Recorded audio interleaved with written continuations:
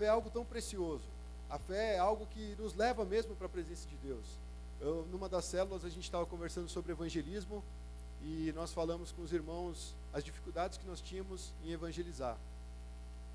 E aí algum deles uma vez comentou assim, falou, tem uma hora que a gente vai, discute, conversa, analisa os pontos, analisa as cosmovisões, a maneira de cada um ser, e a gente chega na conclusão que é só a fé que muitas vezes vai nos encaminhar a Deus.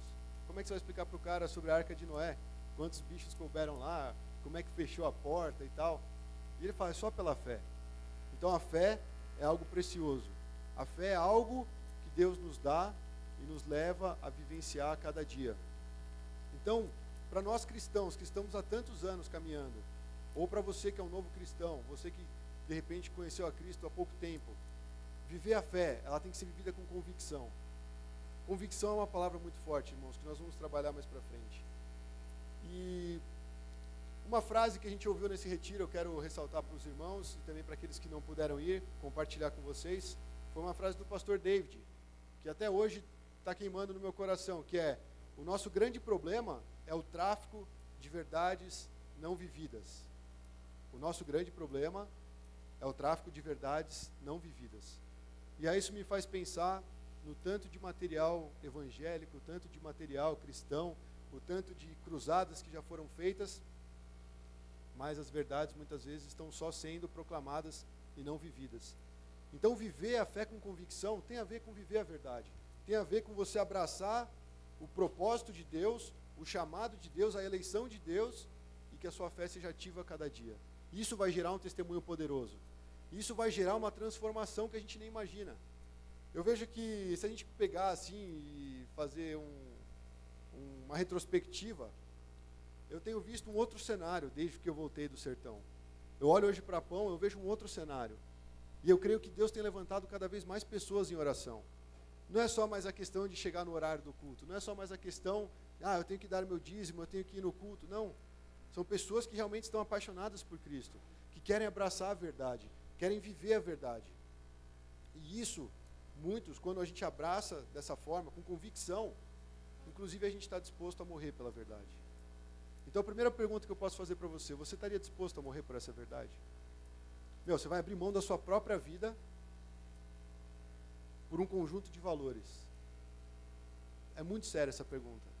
Nós abriríamos mão da nossa própria vida por conta desses valores? E aí a gente pensa já na morte, né? Eu vou lá tomar um tiro e morro, tal. Não, mas eu quero te dizer qual é a proposta de Cristo: negar a si mesmo, dia após dia seguir Ele, dia após dia tomar a sua cruz e segui-lo. Então isso já é o morrer diário. Então se nós estamos disponíveis e dispostos a morrer pela verdade, então aqui a gente já tem uma resposta: Senhor, eu quero dia após dia morrer para mim mesmo. Eu quero morrer para as minhas convicções. Eu quero morrer para tudo aquilo que já foi concebido na minha mente, seja por uma educação familiar, seja por uma tradição da minha cultura, seja por uma coisa que eu aprendi na convivência com os meus amigos. Então a verdade, ela vem construir pilares fortes na nossa vida. E eu vejo que quando esses pilares, eles estão firmados na vida de cada um de nós, meu Espírito Santo flui muito mais. Onde há a palavra, há o Espírito. Quando nós falamos da palavra, existe alguém sedento, é visível o agir de Deus. Quando nós vamos para um lugar, eu não sei se você já teve essa oportunidade de falar para algumas pessoas a respeito de Cristo e eles zombarem de você. Uma vez eu estava num condomínio de luxo, nem lembro o nome do lugar, nem importa também o nome do lugar, e tinham vários caras, né? E aí o meu amigo brincou falando que eu era um missionário, que eu tinha consagrado a minha vida a Deus e tal, começou a fazer as piadinhas dessas que você já conhece, né? E os caras achavam que eu era parceiro do Edir Macedo, da R.R. Soares, aí foi. E aí um dos caras começou a meio que abrir o coração falando sobre o temor a Deus, que ele sempre foi incentivado pela mãe a ter temor a Deus. Só que isso virou um peso para ele. E aí se você abre Provérbios, você lê tantas coisas na palavra de Deus a respeito do temor a Deus, e aí você fala, mano, esse cara entendeu que ele precisa ter temor a Deus, mas ele não consegue ter o temor a Deus. E nós lemos a palavra e começamos a ler sobre temor, e o nosso coração ele fica constrangido muitas vezes, porque a gente vê que falta temor, mas nós queremos oferecer esse temor que é devido a Deus. Então existem duas disposições diferentes. Ele não tem convicção da verdade, mas nós temos convicção da verdade. Por isso que nós enxergamos o temor de outra forma. Ele não conhece a palavra como nós conhecemos, porque ele não tem o Espírito. Agora, nós que recebemos o Espírito, a gente entende a palavra. Então, isso é um conflito com o mundo. A gente já viu isso várias vezes. Mas eu estou falando isso porque nós precisamos viver e vivenciar essas verdades na prática. Tá? Então, nós vamos construir isso nessa tarde. E eu vejo que quando a gente só fala e não vive, isso se torna um problema. Se torna um problema para nós, se torna um problema para a igreja, né? Porque a gente fala, não, tem que perdoar o irmão e tal. O pessoal dos casais aí assistiram uns vídeos, vou dar uns spoilers, quando vocês forem casados, talvez mude as histórias. Mas falava de um casal que a esposa traiu o pastor e engravidou. E aí como é que a gente trabalha o perdão nesse nível? Perdoar o irmão que foi lá e te xingou é uma coisa. Agora perdoar a sua esposa que te traiu e que vai ter um filho com um companheiro da igreja, como é que se trabalha o perdão? A proposta do perdão é igual para os dois, mas são níveis diferentes. É outra intensidade, né? Outro, como falaram, né? Você botar um outro pezinho na sua academia lá para crescer os músculos. Então, a vida com Deus é isso. A verdade está aqui, ela sempre esteve disponível para o homem. Mas se nós não tivermos orientação do Espírito Santo, a gente não moldar o nosso viver com essa palavra, a gente não experimenta o que Deus tem para nós. Então, por isso que esse é o grande problema. Nós falarmos e não vivermos.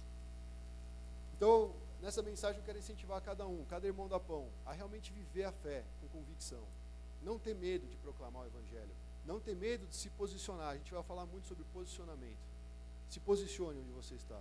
Não para você ser aquele cara chato, que todo mundo quando vai falar, não, o cara já vem falando de religião. Não. Mas seja alguém íntegro. Alguém que realmente vive a verdade. Às vezes eu não sei vocês, mas eu leio algumas histórias na internet, assim, de grandes homens de Deus. E eu falo, nossa Deus, quando será que nós vamos viver coisas desse tipo, né? Mas o cara estava vivendo o dia a dia dele. E a única coisa que ele realmente resolveu viver era para a palavra. E a vida dele era diferente. Vivendo na palavra de Deus, transformando a mente dele conforme a palavra de Deus, trazendo a palavra de Deus para o coração, ele tinha um viver diferente. E isso transformou gerações, isso transformou a sociedade, isso transformou as famílias. Então é algo muito bonito que Deus quer fazer em cada um de nós, amém? Amém, irmãos? Você pode viver essa fé com convicção, eu posso viver essa fé com convicção. Mas a convicção, ela tem que ser construída e nós vamos ver como. Então, o primeiro ponto, nós vamos ler alguns trechos. Primeiro, remodelar a forma de pensar. Por que nós estamos falando sobre isso? Romanos 12, 1, 2. Foi muito falado no retiro. E em algum momento eu vou citar uma história da Bíblia que é muito conhecida, eu espero que vocês conheçam, né? Para quem fez o plano de leitura anual, com certeza você passou por essa história. E eu vejo que Deus muitas vezes fala para o povo. E Ele continua falando. E Ele fala de novo, mais uma vez, e mais uma vez. E muitas vezes a gente age como se Deus não estivesse falando. E hoje, nesses tempos, a coisa que mais Deus tem falado é: renove a sua maneira de pensar. Se posicione. Saia da caixinha. Foi falado isso ontem no Cancion. Meus caras não tem nada a ver com o retiro. Muitas coisas que eles falaram lá estavam de encontro. Então não tem outra opção a não ser falar. Deus está confirmando a palavra dele. E hoje, mais uma vez, nessa mensagem, a gente quer confirmar. Vamos mudar a nossa maneira de pensar. Vamos deixar a palavra de Deus transformar a maneira como nós criamos uma lógica na nossa mente, de como as coisas devem funcionar. Então, o primeiro trecho, muito importante, que você possa decorar e guardar no seu coração, é Romanos 12, de 1 a 2. Vamos ler? Se você tiver sua Bíblia. Ontem aconteceu um negócio engraçado. A gente estava no Cancion, nós estamos mais ou menos em quantas pessoas, né? Uns 7, 8? E aí a gente foi incentivado a dar valor para as escrituras, né? Mas não só no celular, mas realmente carregar a palavra. E aí eu acordei, eu ia para o Cancion e falei, vai ter devocional, né? Então eu vou levar a minha palavra. Não vou levar a minha palavra não, vou levar a palavra de Deus. Vou levar a Bíblia e vou levar ela impressa, assim, toda grifada, toda rasgada e tal. E aí chegou lá, quase todo mundo tirou da mochila a Bíblia. Eu falei, nossa, que bonito. Já pensou você estar num restaurante, em vez de ficar só no celular, para a mesa do lado e falar, os caras só ficam no celular ali. Mas às vezes está na Bíblia, né? Mas o cara não sabe. Agora todo mundo no restaurante abre a Bíblia assim, vamos lá, irmãos. E todo mundo compartilha a palavra de Deus. Aquilo é visível. Aquilo é um testemunho. E as pessoas vão lá, muitas vezes as pessoas se aproximam. E aí, qual é de vocês? Eu lembro uma vez a gente no Chicken Burger. A gente estava comendo, era noite já, bem tarde. Nós estávamos numa mesa falando de Jesus. E a gente começou a dispersar. Não dispersar da conversa, mas sair das nossas mesas, da nossa mesa, para ir para as outras mesas falar de Jesus. Quantos já viram isso no restaurante? A gente já vivenciou isso. Né, animal? Cara, é poder de Deus. Porque o que está transbordando no nosso coração é a palavra. Então nós queremos compartilhar a palavra. Então uma fé com convicção. Temos que resgatar essa convicção. Então o trecho fala o seguinte: portanto, irmãos, rogo-lhes pelas misericórdias de Deus que se ofereçam em sacrifício vivo, santo e agradável a Deus. Este é o culto racional de vocês. Não se amoldem ao padrão deste mundo, mas transformem-se pela renovação da sua mente, para que sejam capazes de experimentar e comprovar a boa, agradável e perfeita vontade de Deus. Bom, esse trecho aqui daria para fazer uma pregação de horas. Lógico que eu não vou ser igual o Paulo lá que ficou pregando, o cara dormiu, né, e caiu e morreu. Depois ele foi lá e orou pelo cara. Até porque se você caísse e morresse e eu fosse orar, eu não garanto tanto. Então é melhor que você não durma, amém? Esse trecho, ele tem uma série ele tem uma sequência interessante. Porque no final ele vai falar sobre experimentar e comprovar a boa, perfeita e agradável vontade de Deus, né? Mas as pessoas muitas vezes querem buscar a vontade de Deus. Deus, qual é a sua vontade para a minha vida? Eu quero experimentar a boa, perfeita e agradável vontade do Senhor. Só que ele só pegou esse trecho. Ele não entende que existe uma passagem anterior.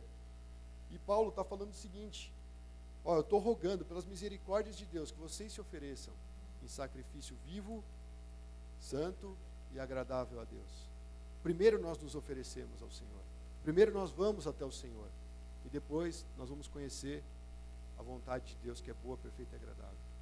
Então, ele usa um termo que pega para a gente: sacrifício. E não é um sacrifício qualquer.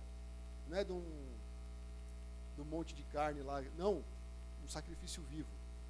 Nós temos que nos oferecer como sacrifício vivo a Deus. E aí, ele fala: não se amoldem ao padrão deste mundo. O padrão desse mundo, cara, está sempre querendo reinar nos nossos corações. Ele fala: não se amolde a isso. Deus não quer que você encaixe, que você coloque isso na sua cabeça, isso na sua mente. Ele quer, pelo contrário, que você se ofereça como sacrifício vivo para experimentar a boa, perfeita e agradável vontade de Deus. E quais valores vão estar na nossa mente, se não são os padrões do mundo? Os valores da palavra, os valores do reino. Os valores do reino são eternos. Os valores do mundo, eles vão passar. E muitas vezes, quase todos eles são prejudiciais para a nossa vida. E aí ele fala: transformem-se. Essa palavra transformem-se. Eu não sei, uma vez eu contei no culto de uma samambaia que a gente tem gigante desde que eu nasci. E aí estava cheio dos bichinhos. Vocês lembram dessa história? E aí minha mãe, a gente ficou caçando as larvinhas lá, e os bichinhos estavam ficando grandes. Hoje, de novo, estava lá as larvinhas. Elas estão... Hoje essa é a época de reprodução. Então elas colam lá e começam a sugar tudo que aquela samambaia tem. Mas eu fico pensando, se a gente deixar por alguns minutos, a gente abrir mão dessa samambaia e deixar aquelas larvinhas começar a comer tudo a ela e começar a se desenvolver, em algum momento elas vão se transformar em algo diferente. Hoje a gente vê um bichinho nojento verde. Amanhã a gente pode ver uma borboleta super bonita. A gente viu uma lá no acampamento, né, uma azul e preta. Cara, um azul brilhante assim. Pô, é só obra de Deus mesmo. Não é nem desenhando, não tem cor que você consiga representar aquelas cores. Então a gente vê lá um vermezinho nojento, não quer encostar nele, mas se a gente der tempo, ele vai se transformar. Ele vai se transformar em algo muito bonito. Então ele fala isso sobre transformar, mas por quê? Pela renovação da mente. Renovação da mente. E ele fala de culto. Esse é o culto racional. Culto racional é algo que é lógico. Você entende, você fala: não, peraí, eu entendi, eu tenho que entrar na presença de Deus, me oferecer como sacrifício vivo, santo e agradável a Deus, não vou me amoldar aos padrões do mundo, e aí eu vou me transformar pela renovação da minha mente. E aí eu vou experimentar a vontade de Deus. Então quando a gente fala que Deus quer e procura adoradores que o adorem em espírito e em verdade, essa é a melhor forma de adoração. Esse é o culto racional que Paulo está falando. Nós entrarmos na presença de Deus cientes de que nós precisamos ser transformados, cientes de que nós precisamos nos oferecer como sacrifício vivo. E também não podemos nos amoldar a esse padrão. Uma vez eu estava num almoço e me falaram assim: você é o que você pensa. Estava num debate filosófico lá e saiu essa frase: você é o que você pensa. Eu comecei a pensar assim, eu falei: cara, eu acho que tem um fundo de verdade nisso. E comecei a ir mais fundo nisso. Por exemplo, se você é um cara que acha que você é um zero à esquerda, né, um loser, fala aí outros nomes, os nomes mais modernos aí, Thiago. O que é um cara loser hoje na escola? cara, como é que é? Enfim, o cara, meu, é tortão, o cara não presta, o cara não vale nada. O cara só carrega esse tipo de pensamento. Qual é a atitude dele? É a atitude de um loser. É a atitude de um zero à esquerda. Um cara que de repente é um cara bruto, que não pensa em coisas mais refinadas, em um tato, né, com as pessoas, ele sempre vai ser um cara bruto. Ele precisa ser transformado. Cada um precisa ser transformado na maneira de pensar, na maneira de agir. Então nós somos o que nós pensamos, de fato. Se eu sou um filho de Deus, eu tenho convicção que eu sou um filho de Deus, eu recebo a promessa de Deus e ela toma a minha mente, então pronto, está feito, o alicerce está lá. Eu sou um filho de Deus. Independente do que acontecer, meu pai está cuidando, meu pai é soberano, meu pai, ele está de olho no que está acontecendo na minha vida. Mas nós precisamos ter convicção de que nós somos filhos de Deus. E aí é a partir da palavra. Então a gente vê que a nossa mente, ela carrega diversos valores. Os valores, eles são aprendidos e nós guardamos eles nas nossas mentes. E aí, o que passa nessa mente vai ser revelado através do quê? Das nossas atitudes. O David também falou sobre isso na mensagem dele. Nós pensamos, falamos e nos comportamos. E esse comportamento influencia todo um grupo, que forma uma cultura. É basicamente isso. Se eu vou lá, tenho meu tempo devocional com Deus, quero buscar a vontade de Deus, entendo que eu preciso me apresentar diante dele e buscar a verdade. Esses valores aqui começam a fazer parte do meu interior. Esses valores começam a fazer parte dos valores da minha mente. A minha mente começa a ser transformada. E, consequentemente, eu serei transformado. Lógico, tudo dependendo do agir do Espírito Santo. Não adianta você ler a Bíblia 5 vezes e falar, pronto, agora estou transformado. Não, você tem um monte de informação. Isso precisa virar carne. O verbo se fez carne e habitou entre nós. Imagina se Jesus só fosse o verbo. Não, ele se materializou. Ele chorou, ele sentiu dor. Ele sentiu fome. Toda hora ele estava comendo com os discípulos. Ele caminhou, ele cansou, ele suou. Então Deus, ele se tornou humano. Ele se fez homem para ter esse compartilhamento conosco. Então a gente é orientado por cada valor que é formado em nossa mente. E aí por isso que nós falamos, remodele a forma de pensar. Se nós queremos viver a fé com convicção, nós precisamos remodelar a forma de pensar. Como é que você lida, por exemplo, com as críticas? Nós ouvimos um devocional sobre crítica. É algo muito sério. Como nós recebemos uma crítica, como nós fazemos uma crítica. Como você reage quando você é excluído de um grupo? Ou como você reage quando você exclui alguém de um grupo? Isso tudo faz parte do nosso comportamento. E isso vai testemunhar, né, usando o evangeliquez, vai testemunhar os nossos valores. A maneira como nós agimos vão denunciar os nossos valores, os nossos pensamentos e aquilo que nós somos internamente. Então, quais são os seus principais pensamentos? Que pensamentos você tem tido para a sua vida? São pensamentos negativos? Pensamentos de incredulidade? São, sei lá, de repente, pensamentos assim que levam a uma dúvida a respeito do que você é, do que você deveria ser?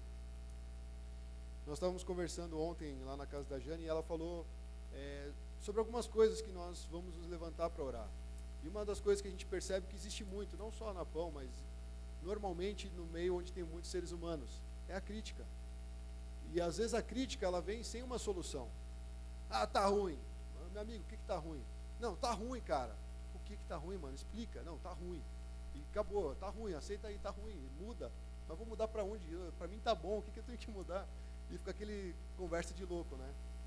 E aí eu vou testemunhar algo que aconteceu comigo. Desculpa o pessoal do louvor que já está cansado, mas Deus me impactou muito com algumas coisas no retiro. E uma delas não foi uma ministração de um pastor ou um louvor que a gente chorou e se quebrantou, não. Foi uma coisa simples que acontece no nosso dia a dia. Vou expor, beleza? Estava eu lá, super estressado, carregando som, montando som desde 11 da manhã, e a equipe toda lá, toda confusa, tentando ver se a energia elétrica funcionava, se não funcionava, onde podia ligar as tomadas. E aí, de repente, rolou um estresse. Eu e o Champs, eu estressei com o Enoque. E aí, fui meio bruto, né, como exemplo que eu dei no começo do culto. E aí, beleza, acabou tudo, cada um foi pro seu quarto. No dia seguinte, eu falei, Niel, vamos orar, cara. Desde que a gente chegou, a gente ministrou, montou o som, fez tudo e a gente não orou. E o Niel trouxe uma palavra. Ele falou assim, ó, a gente está aqui para servir a Deus, né? E eu vi algumas atitudes de algumas pessoas né, já dando aquela dica, né? Falando de uma forma que não deveria, e nós todos estamos aqui para servir ao Senhor. Ninguém aqui está sendo obrigado, mas todos com o coração querendo fazer realmente a vontade e o melhor para Deus. Não adianta você cobrar uma pessoa aquilo que ela não é. E aí eu tive que Aí veio a verdade, né? Veio a luz. Aí não tem como você ficar nas trevas, né? Tem que sair, tem que se expor. E aí eu me expus lá e pedi perdão para o Enoque, que é um grande parceiro aí, né? Sempre dá uma força bruta para nós. Vamos aplaudir o Enoque aí pela força dele. É um irmão muito especial. Eu acho que assim, a gente tem que caminhar dessa forma, né? Entender que somos falhos. E assim, o que Deus ministrou não é só essa questão de uma reconciliação. Graças a Deus ele aceitou de boa. Mas ele poderia ser um irmão que se trancasse e não fosse nem mais para o retiro. Falou, vou embora. Não quero mais ficar aqui. Essa igreja não me merece, né? Eu vou para outra. Mas graças a Deus ele não fez isso. Mas o que mais me deixou constrangido, e a maior lição que eu levei é que assim, as pessoas me aceitaram mesmo vendo um defeito em mim. Pessoas poderiam ficar ofendidas comigo e ter ficado na boa, passar o retiro, ninguém ter falado nada. Eu poderia ter ficado quieto, o Enoque poderia ter ficado quieto, o Neiel quieto, cada um vivendo a sua vida. Mas eu percebi que quando teve aquele momento, ninguém chegou me acusando. Falou, cara, você é ministro, como é que você se comporta dessa forma? Nossa, cara, você tá louco, não sei o que. Não, me aceitaram. Eu falei, Deus, isso é algo que só o Senhor pode fazer. Eu tenho muitas falhas. Eu sei as falhas de muitos dos meus irmãos, mas eu não quero ficar lá colocando o dedo na ferida. Eu quero edificar o corpo, assim como eles me edificaram. Foi uma experiência com Deus tremenda, cara. Só o retiro já valeu aí. Logo no começo. Então a gente tem que pensar de forma diferente. A gente tem que remodelar a nossa forma de pensar. Como é que eu vou agir com uma pessoa? Talvez você não consiga fazer tudo certo. Provavelmente você não vai conseguir, porque o pecado está no teu coração. Mas aí Deus, através da palavra, Ele dá várias vias para a gente caminhar. A via do perdão, a via do arrependimento, a via da reconciliação, do amor em Cristo, da unidade. Aí você começa a ver essas coisas e você fala, vale a pena estar no corpo. Vale a pena abrir mão da minha vida para viver para os outros, para viver para o chamado, para viver para o reino de Deus. E isso já começa a formar as convicções. Isso já começa a fortalecer a nossa fé para a gente realmente viver com convicção.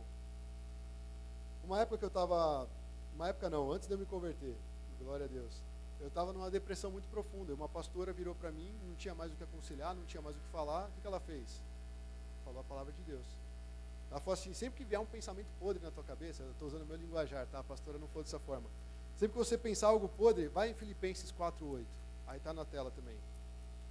Filipenses 4:8. Tudo que for verdadeiro, tudo que for nobre, tudo que for correto, tudo que for puro, tudo que for amável, tudo que for de boa fama, e se houver algo de excelente ou digno de louvor, pensem nessas coisas. Olha quantos presentes nós podemos abrir. Algo nobre, algo que é digno de louvor, algo que tem boa fama. Isso deve nutrir e alimentar os nossos pensamentos, a nossa mente. Isso era uma arma, porque a palavra de Deus é uma espada, não é? Amém? Efésios. E aí ela falou isso para mim, eu falo, mano, eu começo a ler, até me perco na leitura de tanta coisa que tem. Mas, Senhor, me ajuda a pensar naquilo que é nobre, me ajuda a pensar naquilo que é correto, me ajuda a pensar naquilo que é puro. Porque a nossa mente, cara, ela divaga muito. Talvez desde que começou o culto até agora, você já foi e voltou umas 5 vezes. Por quê? Porque a gente não tem aquela atenção 100% num assunto, a gente tem várias coisas, nossa cabeça está sempre querendo ir para lá, para cá, planejar, pagar as contas, e a gente não para na presença de Deus. E fala, Deus, eu quero pensar nessas coisas. E isso já começa, mais uma vez, a formar convicção e ajudar a gente a viver essa fé. Então, quais são os valores que estão orientando a nossa vida? Os valores do reino ou os valores terrenos? Os valores da palavra de Deus ou daquilo que disseram para nós? Seja no passado, seja agora, seja uma palavra que você esperava e não recebeu. O que realmente dita a nossa vida? Então, esse conjunto de crença, desses valores, vão formar as nossas convicções. Aí, lógico, eu fui procurar no dicionário. Eu falei, não, eu quero trazer uma palavra melhor para convicção. Porque eu sei que convicção é uma palavra forte, mas talvez as minhas palavras não sejam as melhores para expressar. E eu achei a seguinte definição: é uma crença firme a respeito de algo, com base em provas ou em razões íntimas. Algo que está lá dentro. Cara, explica aí por que você ama Jesus. Cara, não sei, mas ele me encontrou e depois disso minha vida mudou. É algo que está aqui dentro, eu não consigo mudar, eu tenho essa convicção, eu não vou mudar. E o ato de estar convencido e também ter a possibilidade de apresentar e influenciar outro com essa crença. Quando você tem convicção, a sua convicção, a maneira como você vai expor os seus valores, pode convencer pessoas. E eu já cheguei a conversar com pessoas que falaram assim, cara, eu entendo tudo, cara, mas eu não consigo. Eu entendo o que você falou sobre Jesus, que ele nasceu, que ele viveu, que ele morreu e ressuscitou. Eu entendo, cara, eu até imagino ele aqui com a gente, mas eu não consigo crer. Aí eu falei, meu Deus, o que vai ser desse cara?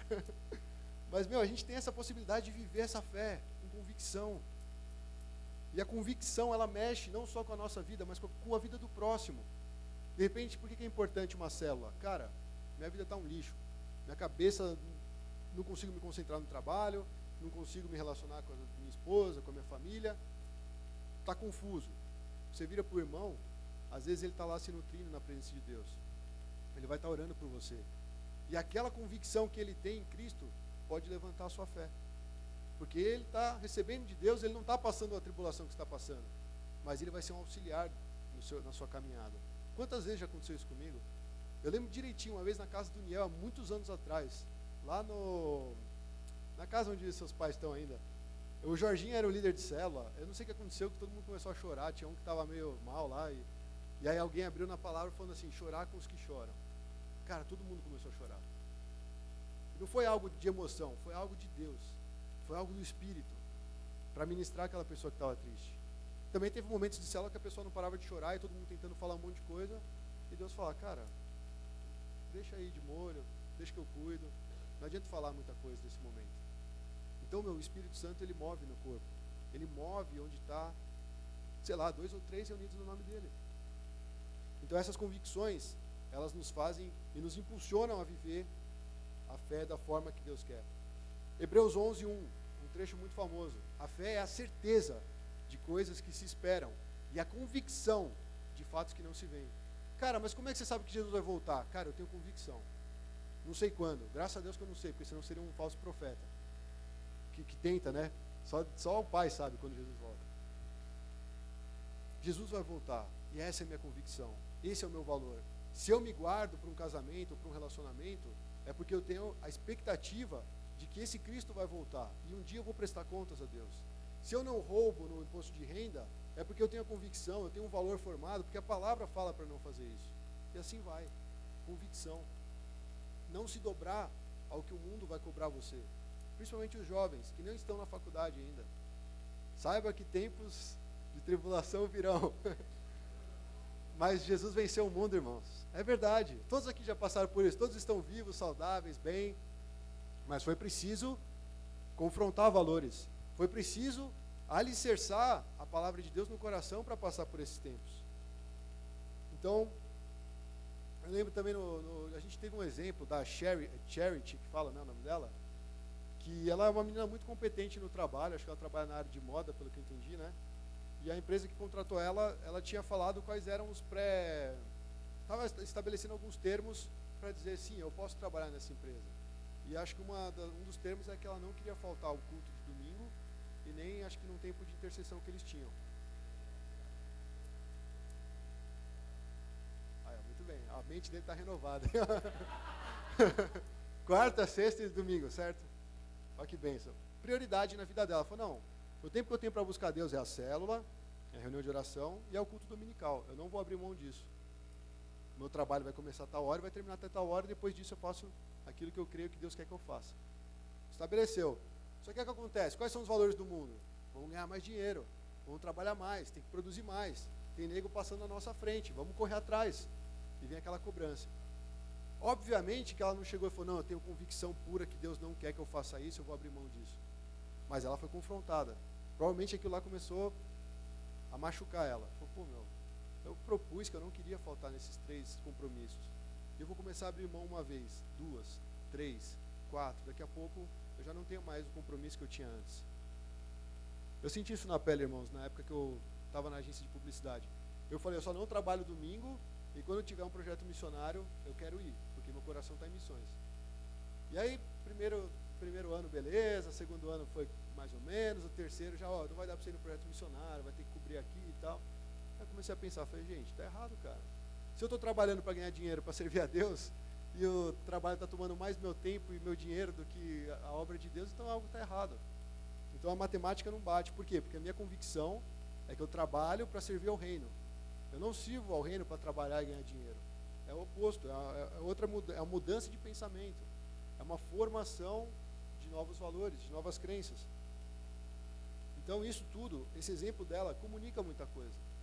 Talvez você fale, é religiosidade. Pode ser na tua cabeça. Muitas vezes eu achei também. Por que todo domingo? Por que uma célula toda semana? Por que reunião de oração toda semana? E aí a gente viu, não precisa ter toda semana.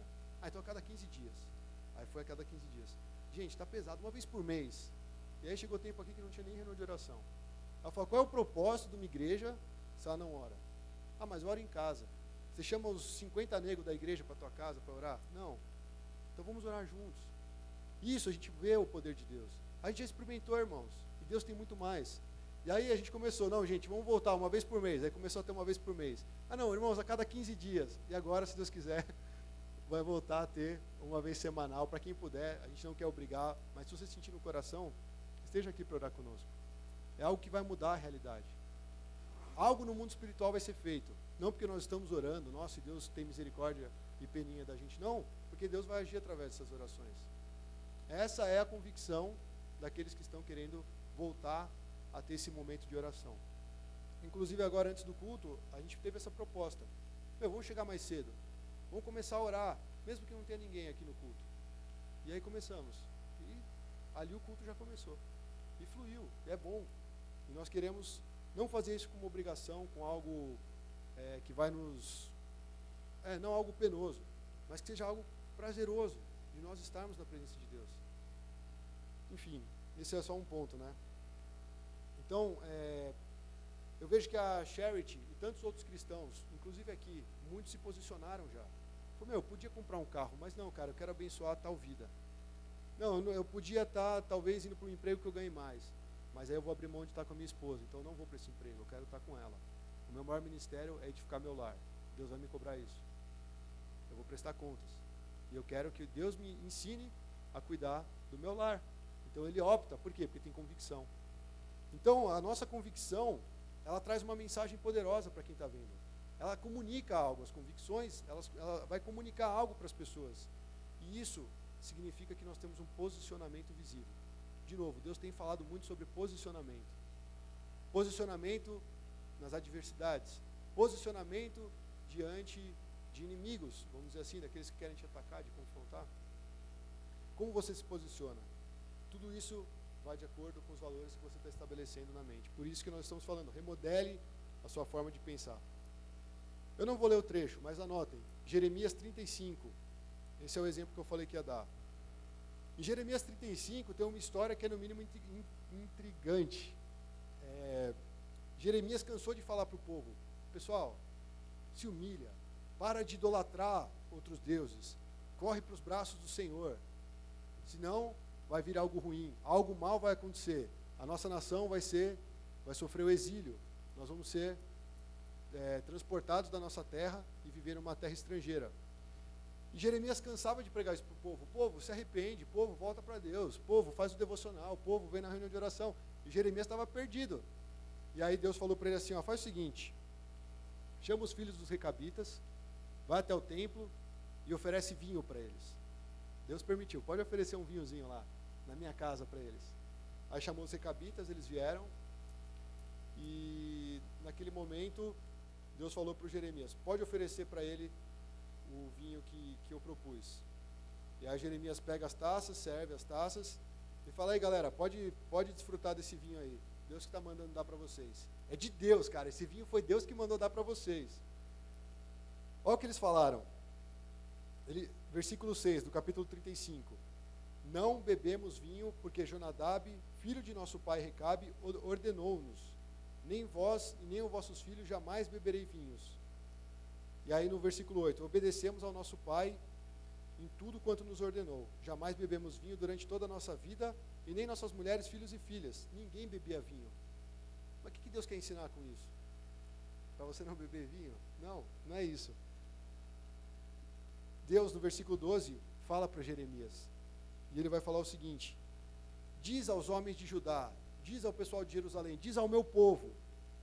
Ele fala assim: acatarei a instrução e obedecerei às minhas palavras. E aí ele faz a comparação. As palavras de Jonadab, filho de Recabe, pelas quais proibiu seus filhos de beberem vinho, foram obedecidas. Até o dia de hoje eles não bebem vinho, porque obedecem ao mandamento de seu pai. E vós, porém, não deste ouvidos a mim, que vos tenho falado com insistência. E aí ele faz um apelo: convertei-vos agora, cada um do seu mau caminho, corrigi as vossas ações, e não sigais outros deuses para os servir. E assim vocês habitarão na terra que eu dei aos vossos pais. Mas vocês não destem atenção e nem me obedeceste. E aí ele faz uma promessa: esses caras que obedeceram ao mandamento do pai deles, nenhum desses caras vão deixar de me servir. Nenhum deles vão deixar de estar na minha presença. O que isso quer dizer? Nós estamos falando de construção de valores, estamos falando de convicção. O profeta de Deus, que estava ali clamando para o povo, chamou um pessoal e falou assim: Deus está mandando vocês beberem vinho. Eles falaram: não, nós não vamos beber, porque nós recebemos uma ordem para nunca beber vinho. E aí Deus fala: está vendo esse exemplo, Jeremias? Meu povo precisava ser assim, precisava ouvir a minha palavra, precisava entender o mandamento e viver, mas eles me desobedeceram, eles não querem seguir as minhas instruções. Então ele traz um exemplo do que uma convicção tem o poder de testemunhar. O tema é vivendo a fé com convicção. Se você quer testemunhar a fé, tem que ter a convicção. E essa convicção é algo que é passado de geração para geração muitas vezes. Talvez a sua mãe orou pra caramba por você. Talvez você vai orar muito pelos seus netos. Comece hoje, para você depois não se arrepender, né? Já começa agora. Fala: Deus vai me mandar bisneto, já abençoa essa geração aí, porque eu não sei como é que vai estar lá a internet daquela época, mas vai orando. Então eu vejo que os recabitas, eles tinham uma convicção. E eles seguiam aquela convicção. E mesmo o profeta virando para eles e falando: faça isso, eles falam: não, a gente não pode fazer, porque essa é a minha convicção. Então pensa nós, como povo de Deus, como cristãos, abraçando essas convicções, estabelecendo os nossos valores na palavra de Deus. Nada vai nos abalar, irmãos. Está firme. De repente você perdeu, mas você vai lá e lembra: ó, aquele que quer ganhar essa vida, vai perder. Mas aquele que perde essa vida por causa de Cristo, esse achará. E aí você se conforta na palavra de Deus. A palavra tem muito poder. Então você vê que isso aqui tem tudo a ver, não é religiosidade. Ah, mas você não bebe vinho porque seu pai mandou? Você é trouxa. Não, cara, é minha convicção. Não é religiosidade, é convicção. Então se para você é importante você ler 10 capítulos por dia, e alguém vira e fala: você é mó crentão aí. Amém, cara. A minha convicção é que eu tenho que ler 10 capítulos, porque eu tenho um propósito com Deus. Estabelece propósito com Deus. Segue a Deus com convicção. Ame ao Senhor com convicção. Eu estou aprendendo também. Tem coisas que eu falo: Deus, eu preciso abrir mão, e tem coisas que eu preciso abraçar, tem coisas que às vezes eu pego e de repente eu largo. Não, eu quero ter convicção, eu quero continuar. Eu vou prosseguir porque Deus está me direcionando. E não deixe de fazer aquilo que você propôs de fazer com o Senhor. E aí Paulo é um cara que vivia com convicção. 2 Timóteo 1, de 11 a 13.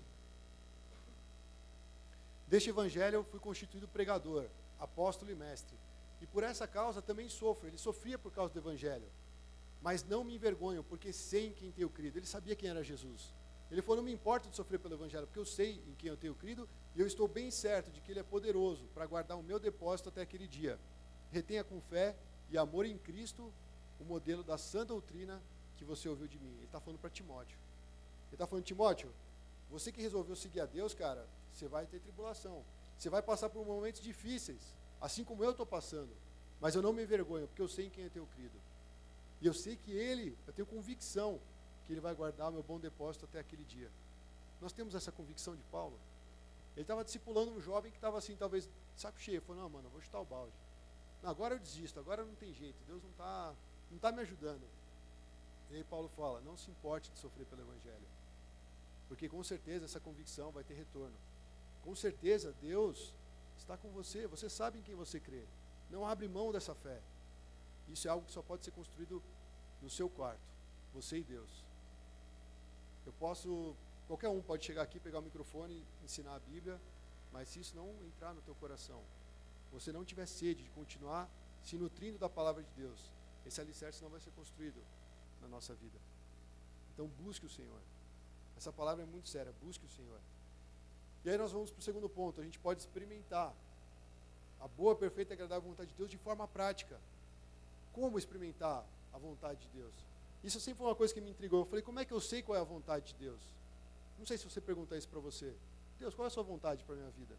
São tantas opções. Às vezes eu não sei se eu devo sair do meu trabalho, às vezes eu não sei se eu devo mudar de país, não sei se eu devo mudar de cidade, não sei se eu tenho que continuar nessa igreja, não sei se eu tenho que investir naquela ou naquela, se eu devo ficar na minha. Vem várias dúvidas. Então, para experimentar a vontade de Deus na prática, nós vamos falar um pouquinho sobre isso, mas tem tudo a ver com a palavra. Esse trecho de Timóteo é interessante. Paulo, de novo, né, ele está trabalhando na vida de Timóteo. E ele falou assim, Timóteo, quanto a você, permaneça nas coisas que aprendeu e das quais tem convicção. De novo, a palavra convicção. Timóteo, você já caminhou um pouco, você já tem uma base. Permaneça nessas coisas. Pois você sabe de quem o aprendeu. Porque desde criança você conhece as sagradas letras, que são capazes de torná-lo sábio para a salvação mediante a fé em Cristo. Toda a escritura é inspirada por Deus e útil para o ensino, para a repreensão, para a correção e para a instrução na justiça, para que o homem de Deus seja apto e plenamente preparado para toda boa obra. Ele está falando, Timóteo, as sagradas escrituras, a palavra de Deus é o caminho para você ficar firme. A palavra de Deus é aquela que você já conhece. Você já tem convicção. Você já tem gerações que estão ensinando você. Se apegue a essa palavra. Então, viver uma fé que tem essa mensagem poderosa, ela vai dar um testemunho poderoso. Você crê, eu falei, Deus, várias vezes, Deus, o Senhor fala que na palavra as pessoas eram curadas. E sempre me intrigou isso.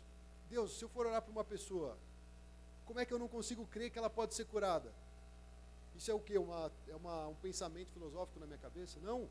Jesus pode curar as pessoas. Não só curou no tempo do Novo Testamento. Ele pode curar.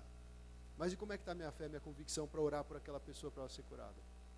E eu lembro que umas vezes, quando a gente tentava dar esses avanços evangelísticos aí por aí, né? Uma vez a gente viu uma senhora numa cadeira de rodas. E aí juntou algumas meninas, eu, a Lalá. E aquele negócio assim no coração, vamos falar de Jesus para ela, vamos orar por ela, vamos fazer ela levantar da cadeira de rodas e tal. E quem é que tinha coragem de chegar lá e falar assim, eu posso orar para você levantar da cadeira de rodas? Ninguém conseguia ter essa coragem.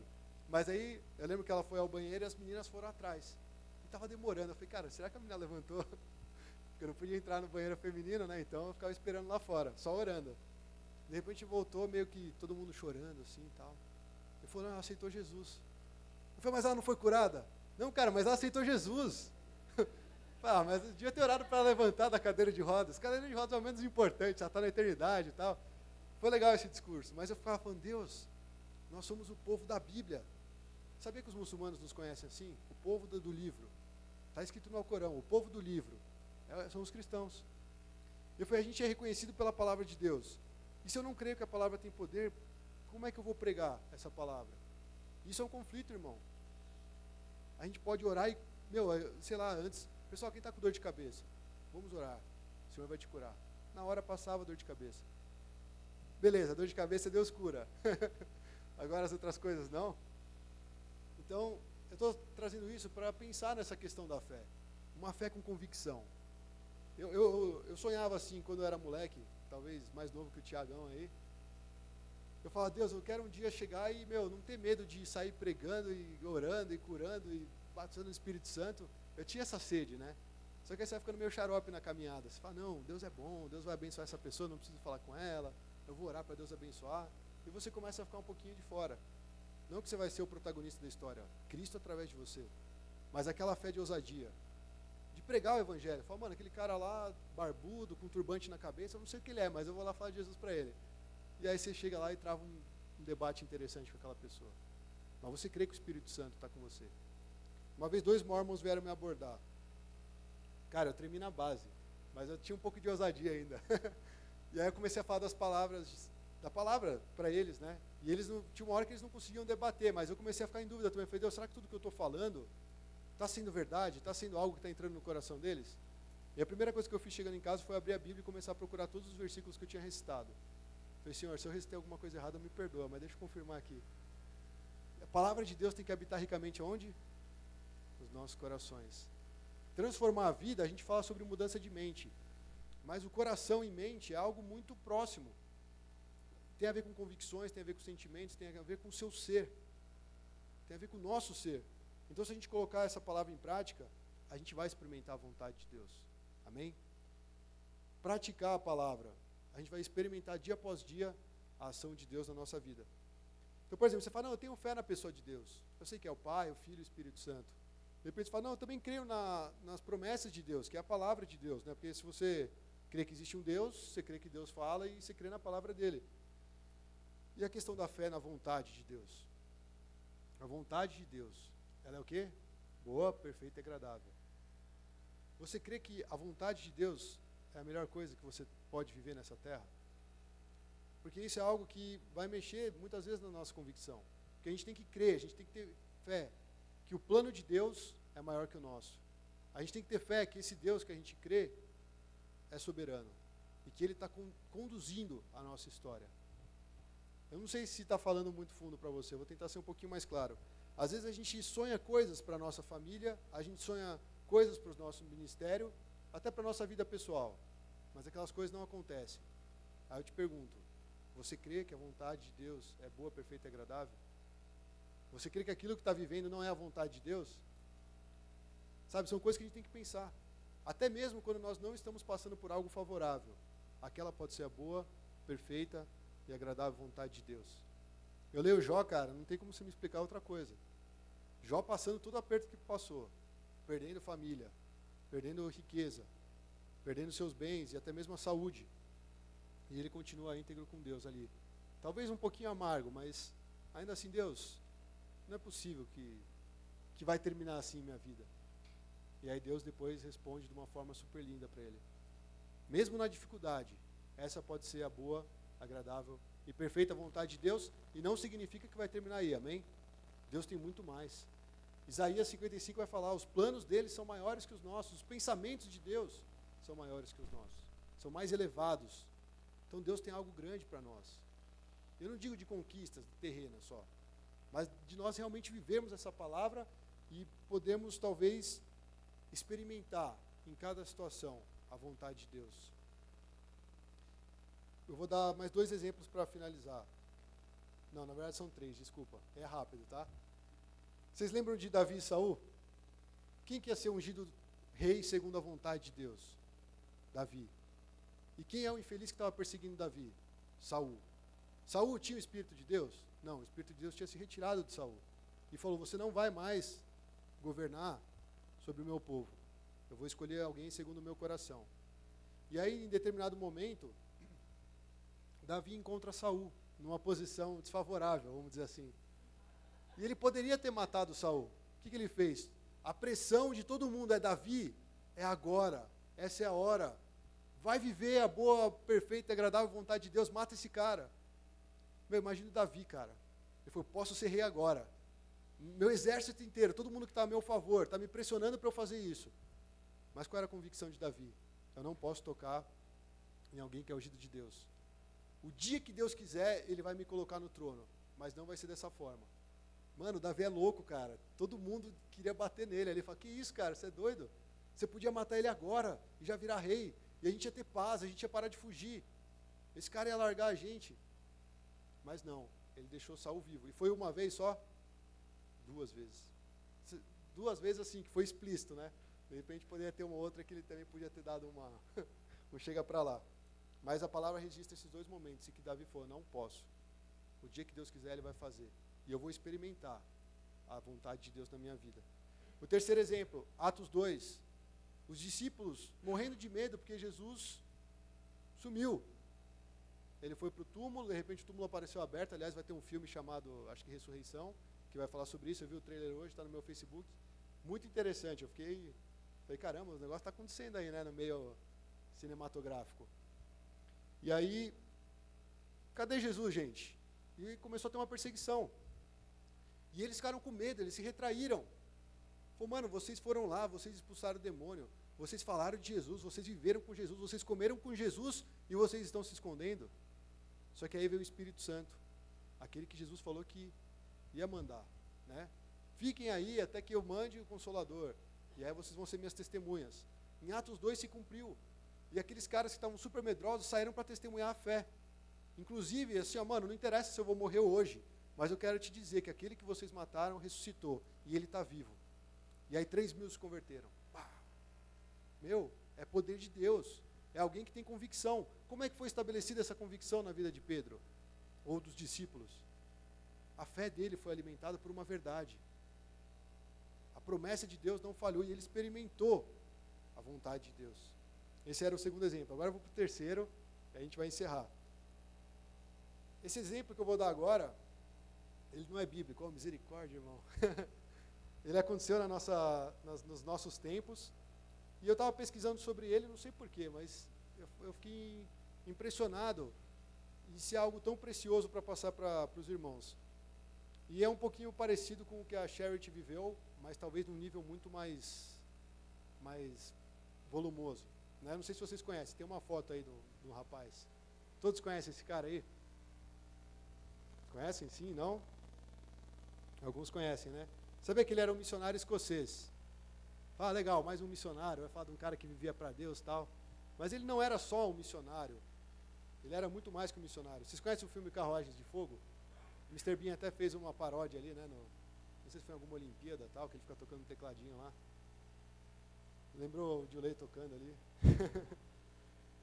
Esse cara no Carruagem de Fogo, ele está indo se preparar com a equipe olímpica, né, de atletismo da Grã-Bretanha. Vários países representando ali a ilha, né? E foi em Paris em 1924. E aí esse cara, ele não era só um missionário, né? Os pais dele já tinham toda uma cultura cristã, ensinaram ele nos caminhos do Senhor, e ele era um dos favoritos para ganhar a prova, se não me engano, de 100 metros. E aí ele estava lá, missionário, tal, com a equipe, favorito, e aí saiu as classificatórias. Ele primeiro foi fazendo todas as eliminatórias, foi passando tranquilo. Quando chegou uma fase classificatória, o treinador dele pegou lá, estou com o nome em inglês, tipo agenda, o planejamento, né? E a corrida dele classificatória ia cair exatamente no domingo. A corrida dele, para ele competir, na verdade, ia cair no domingo. E é o que está escrito, se você entrar num site, eu vou até botar no site depois, no nosso site, esse site, ele fala o seguinte, está registrado assim: o seu treinador sabia que Eric possuía uma forte convicção sobre não correr no domingo. Eric nunca correu no domingo, pois acreditava que isso traria glória para si, ao invés de guardar o dia de descanso do Senhor. Era uma convicção que ele tinha. Se você acha ele religioso ou não, não é essa a história.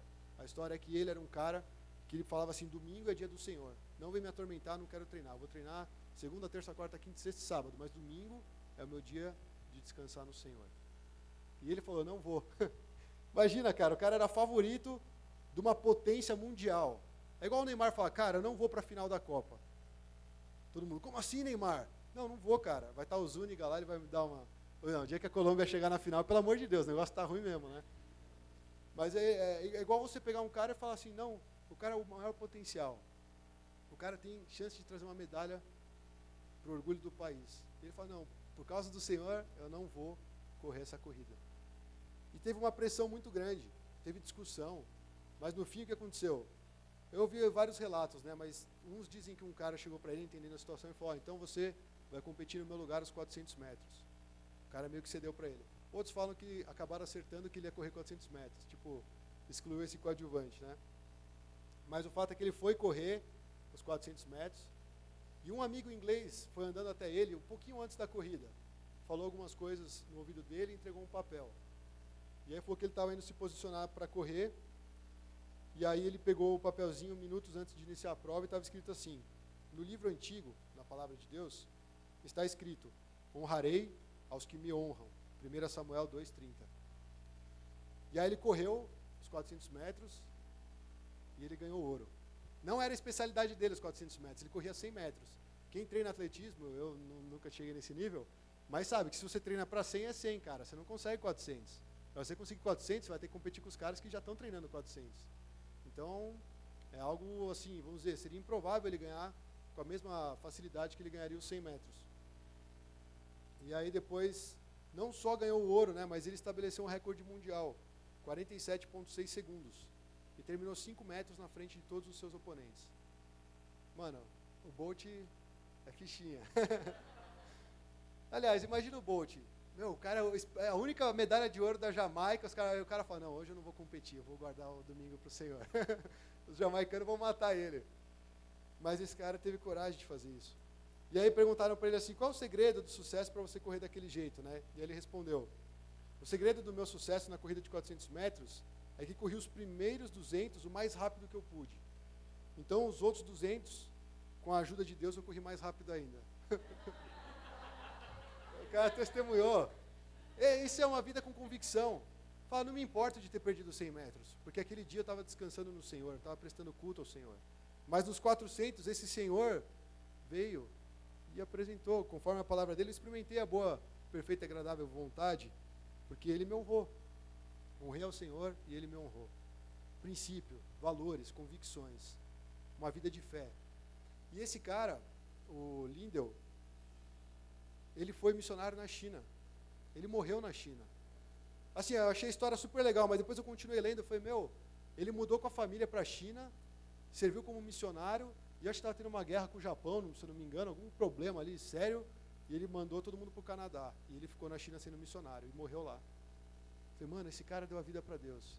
Esse cara viveu a fé com convicção. E eu não posso, e não quero, viver menos que isso. Eu quero que minha vida tenha uma fé com convicção. Então, esses exemplos, irmãos, é para mostrar que nós também estamos numa corrida. Agora, tem pessoas que correm assim e tem pessoas que ainda não sabem como correr. Eu espero que essa mensagem ajude a gente a entender que nós temos uma corrida proposta e que essa corrida só vai ser terminada se nós tivermos fé. E ela vai ser muito mais bem corrida, vamos dizer assim, se a nossa fé for uma fé cheia de convicção. Amém? Vamos ficar de pé e orar?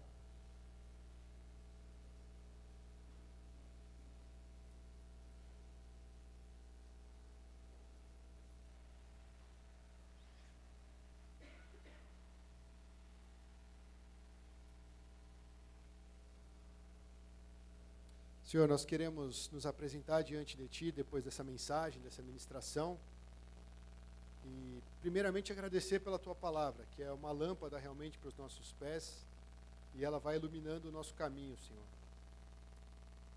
Eu quero orar, Deus, para que os nossos corações realmente venham buscar ter essa fé com convicção, poder andar dessa forma, Senhor, para testemunhar as obras que o Senhor tem feito em nossas vidas, Deus. Porque eu sei que muitos aqui, talvez todos, Senhor, já experimentaram a boa, agradável e perfeita vontade do Senhor. Eu oro, Senhor, para que a gente não perca de vista a bondade do Senhor, que com certeza está preocupado com os nossos passos. E por isso o Senhor nos deu a Tua palavra. Senhor, eu quero orar para que a Pão da Vida, cada um que está aqui, Senhor, nessa tarde, possa ter um encontro verdadeiro com a Tua palavra, Senhor. Que essa palavra venha a ser essência na nossa vida. Que essa palavra venha entrar no nosso coração e transformar o nosso ser, Deus.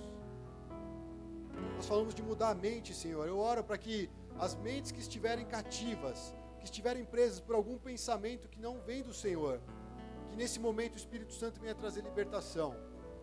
Que não haja, Senhor, espaço para as mentiras de Satanás no nosso meio. Nós queremos esse momento, Senhor, pedir que o Espírito Santo venha sondar todas as mentes e corações dos que estão aqui, Senhor. Cada um de nós. E que o Senhor leve para longe pensamentos que não tem nada a ver com o Teu plano para nós, Deus. Que o Senhor leve para longe da nossa mente, Senhor, toda a sensação, todo o sentimento de inferioridade, todo o complexo, tudo aquilo, Senhor, que nos impede de enxergar que nós somos os Teus filhos e que o Senhor é um Deus que se importa conosco. O Senhor nos ama, o Senhor cuida de nós, o Senhor se preocupa com os nossos passos. E nós queremos Te agradecer, porque o Senhor é um Deus de amor, o Senhor é um Deus que tem cuidado de cada um de nós. E eu quero pedir ainda mais, Senhor, para que cada um realmente venha se sentir constrangido, Senhor, a ter mais tempo com a Tua palavra, a permitir que essas palavras entrem no nosso coração e formem raízes, Senhor, e essas raízes sejam profundas, Deus. Porque o nosso fruto vai vir da raiz. Senhor, nos ajuda, Deus. Nos livra de todo tipo de incredulidade com relação à Tua palavra. Nos livra, Senhor, também de aspectos críticos, Senhor, que nós fazemos com relação à Tua palavra, Senhor. Nós não queremos ser pessoas que criticam só pela crítica, Senhor. Mas nós queremos entender de que forma nós podemos vivenciar essas palavras no nosso dia a dia. Abre a nossa mente, abre a nossa visão, Senhor. Porque nós queremos experimentar a Tua vontade em nossa vida. Em nome de Jesus. Amém.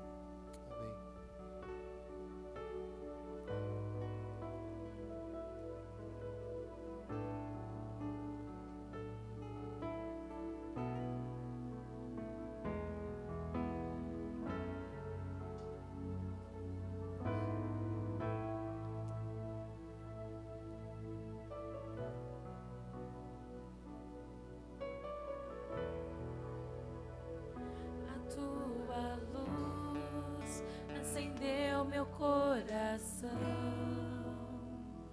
eu pude ver em meio à escuridão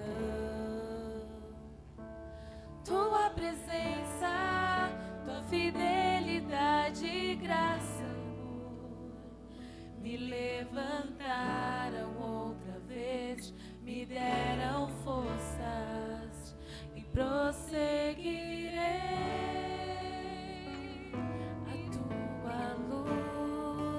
Acendeu meu coração, eu pude ver em meio à escuridão Tua presença, Tua fidelidade, graça, amor, me levantaram outra vez, me deram forças.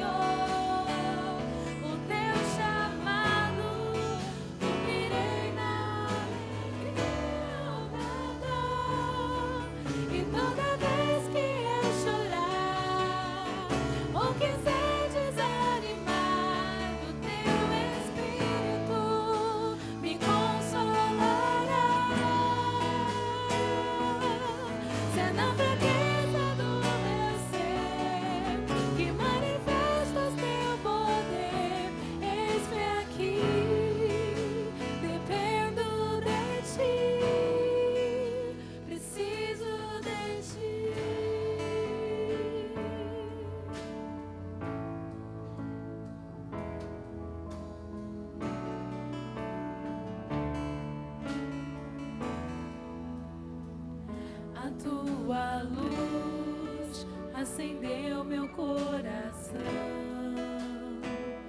eu pude ver em meio à escuridão Tua presença, Tua fidelidade, graça, amor, me levantaram outra vez, me deram forças.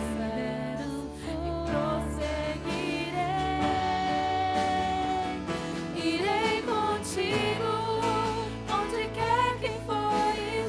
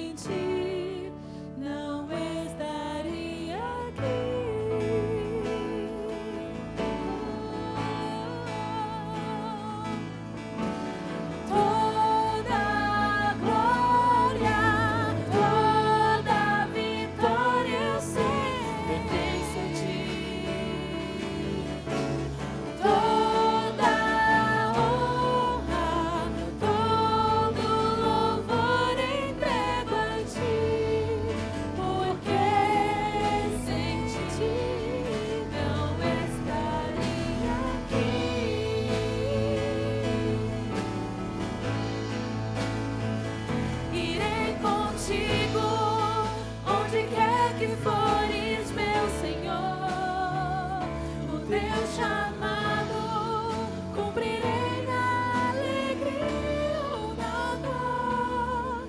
E toda vez que eu chorar ou quiser desanimar, o teu Espírito me consolará.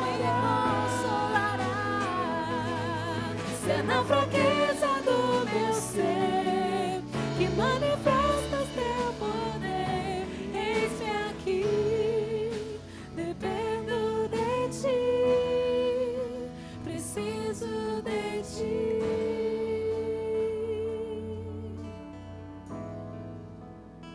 Senhor Jesus, Senhor, nós somos tão limitados, Deus. Senhor, nós somos tão pequenos diante da tua glória e majestade, Pai. Senhor Jesus, coloca em nossos corações as tuas palavras, Deus. Grava em nossos corações, Senhor Jesus, uma paixão por ti, Senhor Jesus. Um amor, Deus, que não se esvai, Senhor Jesus. Uma convicção, Senhor Jesus, que não cede a pressões, Deus.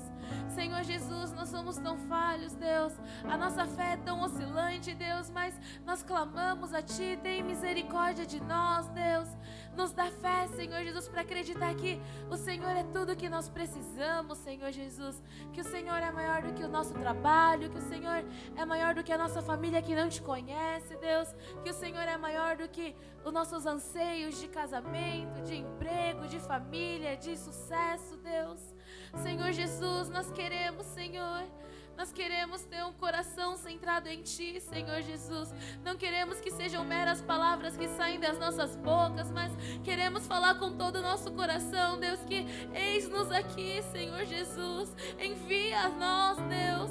Senhor, nós não queremos ser como os 11 que ficaram no barco, Deus, vendo Pedro se aventurar com o Senhor, Pai.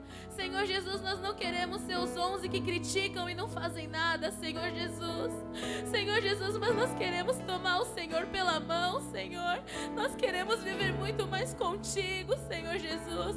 Nós não nos conformamos em ter apenas uma vida sossegada, Senhor Jesus, uma vida tranquila, Senhor. Mas nós queremos de fato que as pessoas ao nosso redor vejam a tua glória, Senhor Jesus. Senhor Jesus, nós não queremos nos contentar com meros domingos, com meros acampamentos, Senhor Jesus. Mas nós queremos ouvir a tua palavra, nós queremos ouvir a tua voz o tempo inteiro, Senhor Jesus. Senhor, o Senhor é a nossa essência de vida, Senhor Jesus. Se não for pelo Senhor, Deus, ter emprego não vale nada, Senhor Jesus. Ter um namorado não vale nada, Senhor Jesus. Ter uma faculdade não vale nada, Senhor Jesus. Se não for o Senhor em nossas vidas, Senhor Jesus, tudo que nós temos é lixo, Senhor Jesus. Nós somos lixo sem o Senhor, Deus. Então, por favor, Senhor Jesus, transforma os nossos corações, Deus. Ouve o nosso clamor, Senhor Jesus.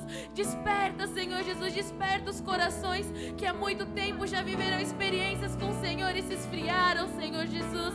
Desenterra os sonhos que foram pisados, Senhor Jesus. Renova a esperança, Senhor Jesus. O ânimo de fazer coisas pelo Senhor, Deus, mesmo quando a gente não enxerga nada, Deus. Senhor Jesus, vem sobre nós, Senhor. Nós precisamos de Ti, Jesus. Nós precisamos desesperadamente de Ti, Senhor, porque se não for pelo Senhor, estar aqui não vale nada, Senhor Jesus. Nós queremos ter em nossos corações, Senhor Jesus, que viver a Tua palavra é tudo que nós precisamos, Senhor Jesus. Traz de novo amor à Tua palavra. Traz de novo, Senhor Jesus, prazer em estar em Tua presença, onde as horas passam e a gente não se importa, Senhor, porque estar com o Senhor é tudo que a gente precisa, Senhor Jesus. Senhor, nos ajude, Senhor Jesus, a fazer mais do que declarações, mas que as nossas vidas sejam realmente consagradas a Ti, todo instante, Senhor Jesus. Colocamos tudo diante do Teu altar, Pai. Obrigado, porque o Senhor é um Deus de misericórdia e de amor, Pai, que nos perdoa e que ouve e entende os nossos corações, Senhor Jesus. Obrigado por tudo, assim que eu oro, agradeço em Teu nome. Amém.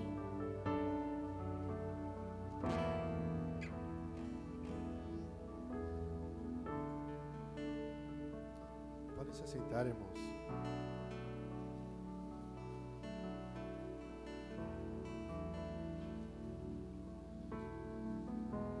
Bom, no começo do culto não deu para dar boas-vindas, né? não sei, eu não recebi nenhum papelzinho aqui com o nome, mas se tiver alguém que vem nos visitando aí a primeira vez, seja bem-vindo no nome do Senhor. E espero que cada um tenha sido abençoado com essa mensagem. E depois nós vamos ter um tempo lá atrás, né, que a gente dá o espaço aqui para o pessoal do chinês já orar. Aproveita aquele tempo para orar uns pelos outros, né? Não precisa do tecladinho e tal, pode ser você e teu irmão aí orando um pelo outro. Talvez compartilhar, se na sua fé tem faltado convicção, orar para que o Senhor te dê convicção, orar para que o Senhor venha transformar áreas da sua vida para que você possa realmente desfrutar e aproveitar a vontade de Deus, amém? Eu só queria dar uns 2 avisos que são importantes, que tem a ver com o culto da semana que vem. Bom, então pode colocar para mim, por favor. Vai ter um evento evangelístico do Ted Hong, e ele é um ex-líder de tráfico lá de Hong Kong. Falava que o cara era barra pesada, e ele veio para o Brasil. As igrejas chinesas acharam uma boa oportunidade de se juntar e poder abrir esse testemunho não só para a comunidade chinesa. No sábado vai ser só para o pessoal que fala mandarim, mas aí convidaram o pessoal da Pão para ministrar o louvor. Aí o Niel ainda vai conversar com a Diana, talvez procure alguém da equipe, para estar no Bunkyo às 5 da tarde no sábado. Domingo, nós vamos ter um culto unificado às 10 da manhã aqui na Pão. Vai ser unificado porque daqui a proposta é a gente almoçar junto em algum lugar, e de lá do almoço a gente vai poder estar perto do Bunkyo para participar do culto lá, do testemunho dele. Não é só para a gente assistir o testemunho, eu creio que vai ser muito edificante. Mas se você conhecer alguém que pode ser impactado por esse testemunho, convida essa pessoa, né? Vai ter a tradução simultânea, não é o pastor do lado do cara falando, mas são fones. E aliás, a gente vai precisar de um pessoal que ajude a gente a distribuir os fones no dia, né? Então a Pão vai se responsabilizar por essa atividade. Então eu gostaria de convidar todos a participar desse evento, aproveitando ele como evento evangelístico mesmo. E eu fiz contato com o pessoal da Casa Conquista, né? Porque muitos lá têm problema com droga, têm problemas, talvez já estiverem envolvidos com tráfico. E eu creio que vai ser um testemunho que vai edificar a vida deles. Então pense em alguém, ore por alguém, de repente alguém que gosta desse assunto, faz algum trabalho social, convida essa pessoa, fala assim, vai ter um monte de chinês lá no Bunkyo, perto da Liberdade ali, vamos comigo e vai ser uma bênção. Tá? Então esteja orando por esse evento, é uma oportunidade de pregar o Evangelho. Guardaram, né? Semana que vem então, 10 horas da manhã, o culto vai ser unificado aqui na Pão. À tarde vai ser lá no Bunkyo, mais para o final da tarde. E agora eu gostaria de falar de um outro evento, que é a Vida que Satisfaz. É um retiro, uma ideia de um retiro espiritual, diferente do acampamento, né, que é super agitado. Eu falei, Senhor, nós estamos falando sobre renovação, eu estou mais cansado, né? Só no último dia que eu senti a renovação mesmo. Mas esse aí é para a gente ir para um lugar tranquilo, ouvir uma mensagem profunda, se isolar num cantinho lá e ficar meditando, falando com Deus. E aí ele vai falar, o pastor Carlos McCord, ele tem esse tema, né, a vida que satisfaz, e ele fala sobre permanecer em Cristo. Algumas pessoas já tiveram contato com esse pastor e falaram que é uma bênção a mensagem dele. Então nós conversamos com ele, pensando no ministério português, para que todos pudessem ter um tempo reservado para realmente aprofundar nessa mensagem, né? Então o local vai ser lá no Lar Luterano, já tem uma pré-reserva. Nós ainda vamos passar, de repente, os valores exatamente, mas vai ser no feriado do dia 21 a 23 de abril. Né? Então programa essa data, agenda aí, esteja junto conosco. Nós queremos botar pelo menos umas 50 pessoas lá no Lar Luterano. Né? Então, nós vamos fazer o seguinte, diferente do retiro de carnaval, nós vamos colocar uma data limite de inscrição. Porque senão vai ficar uma bagunça, vai ter aquele negócio de quarta, vão querer separar os casais, e o pessoal não vai querer não. Então, gente, vamos tomar cuidado com a agenda, com esse dia, para a gente se inscrever. E vai ser uma bênção, irmãos. Deus vai continuar falando e ministrando no nosso coração, e nós vamos caminhar sendo edificados pela palavra de Deus. Amém? Então é isso, vamos agora ter esse tempo aí de comunhão. Não deixe de orar uns pelos outros, e vamos compartilhando aí o que Deus tem feito em nossas vidas. Amém? Que Deus abençoe a todos, em nome de Jesus.